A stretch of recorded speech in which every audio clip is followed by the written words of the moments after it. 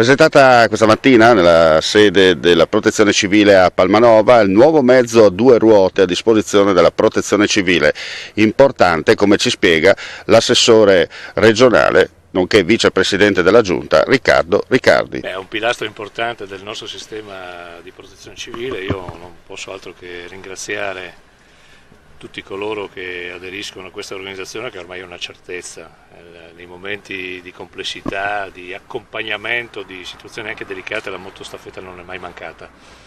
E non è mancata con la forza dei propri volontari, con la competenza, con il lavoro in sicurezza, anche in situazioni delicate, perché ci sono situazioni nelle quali arrivare con la moto è un po' più semplice e quindi aumenta le condizioni della velocità e quindi anche della sicurezza per il risultato finale a beneficio della gente. Insomma, un mezzo d'utilissimo.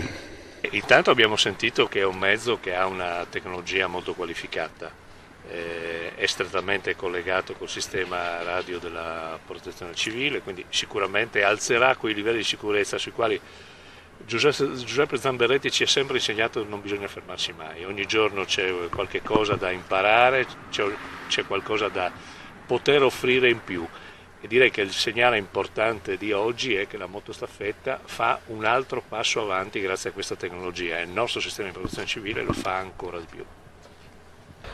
Motostaffetta friulana impegnata da tempo sul territorio per dare un servizio alla collettività, come ci conferma il presidente Daniele De Corte. Siamo lusingati di aver ricevuto un gioiello tecnologico del genere, chiaramente in caso di parziale ostruzione delle strade permette di svicolare nella circolazione più difficile. Abbiamo preso spunto dal terremoto che è stato recentemente nel centro Italia, in cui i motociclisti sono messi a disposizione del sistema della protezione civile. La protezione civile regionale è un'eccellenza e quindi ci ha messo a disposizione davvero questo gioiello tecnologico che speriamo di poter mettere a buon frutto.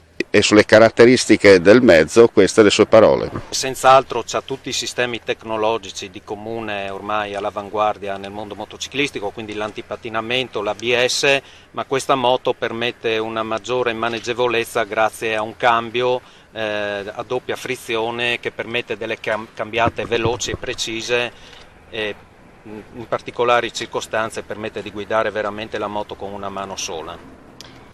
Prossimi appuntamenti?